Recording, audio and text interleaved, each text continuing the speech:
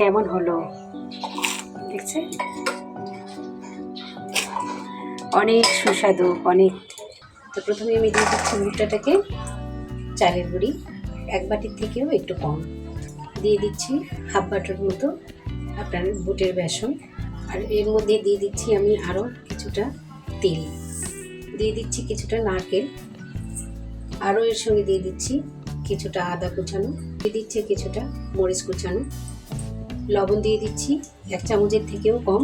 এবারে আমি এর মধ্যে দিয়ে দিচ্ছি হলুদ গুঁড়ো হাফ চামচের মতো, আর স্বাদের জন্য দিয়ে দিচ্ছি পরিশেষে কিছুটা চিনি।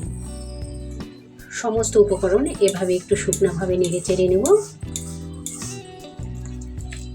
জলটা আমি একটু একটু করে দিচ্ছি, ডোটাকে আমি সুন্দরভাবে নেড়ে চেড়ে নিয়ে নিলাম। এইভাবে তৈরি করে ডোটা আমরা প্রায় তৈরি। এখন আমি এটা একটু একটু করে ছেড়ে দেব।